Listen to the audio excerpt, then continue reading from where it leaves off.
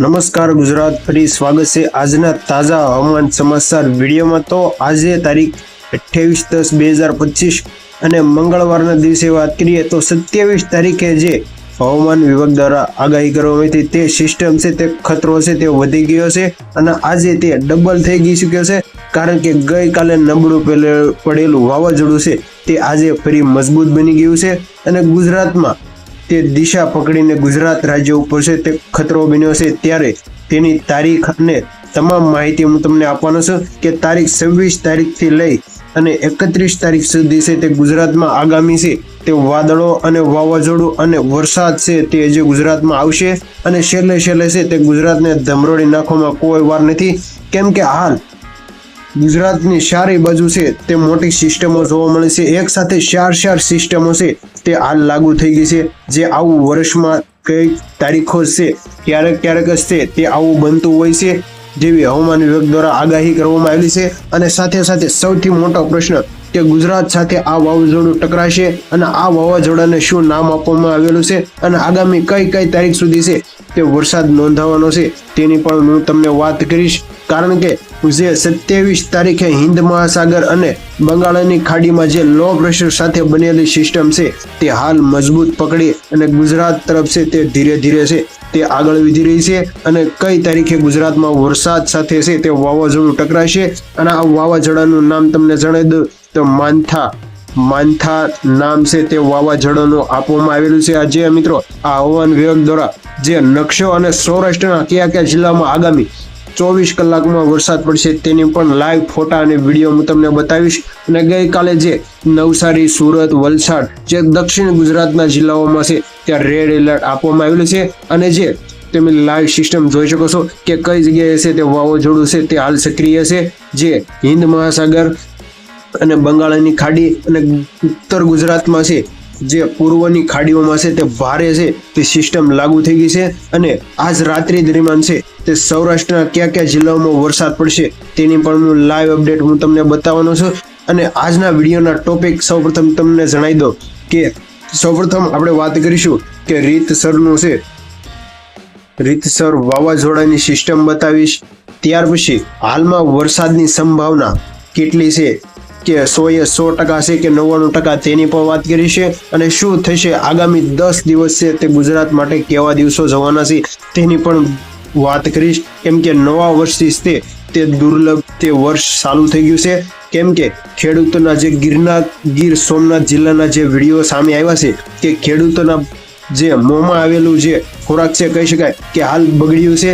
અને ખાસ કોમેન્ટ કરી દેજો કે તમે કયા જિલ્લામાંથી મારો વિડીયો જોઈશો અને એક કોમેન્ટ કરી દેજો, કેમ કે આ એક ખેડૂત પુત્ર છે તે આ વેદના સમજી શકે છે અને કચ્છ જેવા વિસ્તારોમાં થઈ અને પાકિસ્તાન તરફ છે તે આ વાવાઝોડું કઈ તારીખથી જવાનું છે તેની પણ વાત કરીશ। અને તેની પહેલા તમને જણાવી દઉં કે ઉત્તર અને દક્ષિણ જિલ્લામાં જે સૌરાષ્ટ્રના જિલ્લામાં છે તે ક્યાં વરસાદ નોંધાશે તેની પણ વાત કરીશ ને આગામી તમને તારીખ જણાવી દઉં કે 27 તારીખ, 28, 29 અને 30 તારીખ સુધી છે તે આગામી દિવસો ભારે વરસાદ ભૂકા કાઢશે અને સાથે ગુજરાતમાં 3 દિવસ રેડ એલર્ટ છે તે જાહેર કરવામાં આવે છે। તે કયા 3 દિવસ છે તેની પણ હું લાઈવ તમને બતાવીશ। અત્યારે ગુજરાત વાસીઓ છે તે સાવધાન થઈ જજો, આગામી દિવસોમાં ખતરાથી ખાલી નથી જવાનું અને સાથે દરિયાકાંઠા વિસ્તારોમાં છે જે ગુજરાતના દરિયાકાંઠા વિસ્તાર છે તે દરિયો ન ખેડવા પણ છે તે માહિતી આપવામાં આવેલી છે અને જે આજના હવામાન વિભાગના જે નકશો આવેલો છે તેની પણ હું તમને વાત કરીશ। અને દરિયાકાંઠા વિસ્તારોમાં 40 થી 50 જેટલો છે તે વિસ્તારમાં છે ત્યાં પવન આવશે અને જે દક્ષિણ ગુજરાતના જિલ્લાઓમાં છે તે 20 થી 30 કિમીની સાથે છે તે પવન છે તે નોંધાશે। જે આ મિત્રો આજ રાત્રિથી ધીમો પવન અને વરસાદ છે તે ચાલુ થઈ જશે।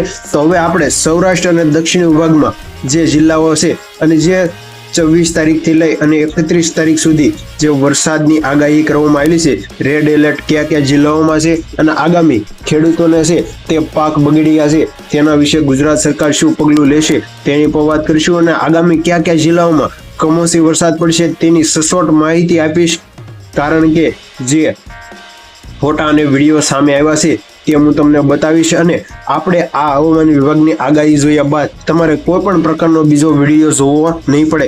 મિત્રો, હવામાન વિભાગ દ્વારા છે તે વાવાઝોડાનું નામ પણ જાહેર કરેલું છે. જે માન્થા નામનું વાવાઝોડું છે તે ભયંકર છે, તે ગુજરાત તરફ છે તે આવી રહ્યું છે અને ગુજરાતને ધમરોડી નાખવામાં છે તે વાર નથી. કારણ કે જે 26 તારીખથી લઈ અને 30 તારીખ સુધી છે તે હવામાન વિભાગ દ્વારા કહેવામાં આવેલું છે. અને ગુજરાતમાં તમને તારીખ જણાવી દઉં, 24 તારીખથી છે તે ગુજરાતમાં છે તે ભયંકર વાતાવરણમાં છે તે પૂરેપૂરો છે તે બદલાવ આવી શક્યો છે. અને સવારે છે, સવાર સાંજ અને બપોર જે વાદળા બંધાણા છે અને સૂર્ય તો જોવા જ નથી મળ્યો અને ખેડૂતોની હાલત છે બેકાર કરી નાખી છે. કેમ કે સિંગના વાવેતર, તુરના વાવેતર જેવા છે તે તમામ પાકો છે તે હવામાન વિભાગ અને વરસાદે છે તે બગાડી નાખ્યા છે. તો હવે આપણે સૌરાષ્ટ્ર જિલ્લાના તમામ જિલ્લાઓની વાત કરી લઈએ.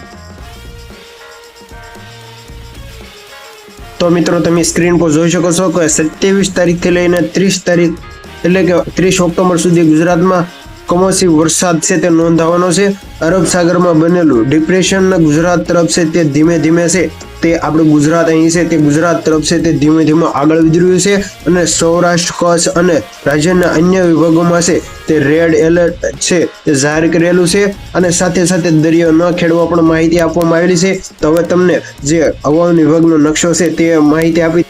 તો મિત્રો, હવે તમને હું જણાવી દઉં કે આગામી ગુજરાતમાં છે તે ક્યાં ક્યાં વરસાદ નોંધાશે તેની વાત કરી દઉં તો રાજકોટ, જુનાગઢ, અમરેલી, ભાવનગર, ગીર સોમનાથ, ભરૂચ, સુરત, નવસારી, ડાંગ અને વલસાડ 10 જિલ્લામાં ભારે વરસાદની આગાહી મિત્રો કરવામાં આવેલી છે. જે તમે જોઈ શકો છો કે લાઈવ જે હવામાન વિભાગ દ્વારા આગાહીમાં આપી છે કે 10 જિલ્લામાં છે તે આગામી રેડ એલર્ટ જાહેર કરવામાં આવેલું છે. તેમાં રાજકોટ, અમરેલી અને જે વલસાડ જિલ્લામાં છે તે રેડ એલર્ટ જિલ્લા છે તે જાહેર કરેલા છે. અને હવે હું તમને જણાવી દઉં કે સૌપ્રથમ તો આપણે આ જે કલર આપવામાં આવેલા છે તે આ છે પીળા રંગનો, તો ત્યાં છે તે છૂટાછવાયા વરસાદ સાથે વરસાદ પડશે. અને આ જે રેડ કલર છે તેમાં છૂટાછવાયા અને અતિ ભારે છે તો 24 કલાકમાં વરસાદ પડશે. જે આ મિત્રો હવે તમને લાઈવ બતાવી દો. તો આપણે સૌપ્રથમ છે જે દક્ષિણ ગુજરાતના જિલ્લા છે તેનાથી શરૂઆત કરી દઈએ. તો સૌપ્રથમ ભરૂચ, સુરત, નવસારી, વલસાડ, જે ડાંગ, તાપી જિલ્લાઓમાં 24 કલાકમાં છે તે રેડ એલર્ટ આપવામાં આવેલું છે. કારણ કે ત્યાં ભારે વરસાદની શક્યતા છે. અને હવે જે આપણે પૂર્વ જિલ્લાના જે દરિયાકાંઠાના જિલ્લા છે તે તમને જણાવી દો તો બોટાદ, ભાવનગર, અમરેલી, રાજકોટ, જુનાગઢ અને ગીર સોમનાથ જિલ્લાઓમાં તો કહી શકાય કે ગઈકાલે રાતથી છે તે વરસાદે ભૂકા કાઢી નાખ્યા છે. અને જે વિડીયો અને ફોટા સામે આવેલા છે તે તમે એક ખેડૂત પુત્ર સમજી શકે કે જે પાકને ભારેથી અતિ ભારે છે તે સૌપ્રથમ આવું છે વર્ષમાં ક્યારેક આવી તારીખ છે તે આવતી હોય છે. અને ગુજરાત સાથે છે તે ભારે ખેલ મચાવી દીધો છે. અને ત્યાર પછી તમને ઉત્તર ગુજરાતના જે જિલ્લાઓ છે તેમાં કચ્છ, બનાસકાંઠા, પાટણ અને મોરબી જિલ્લાઓમાં છે તે ભારે વરસાદ છે નથી, ત્યાં ધીમો વરસાદ પડશે.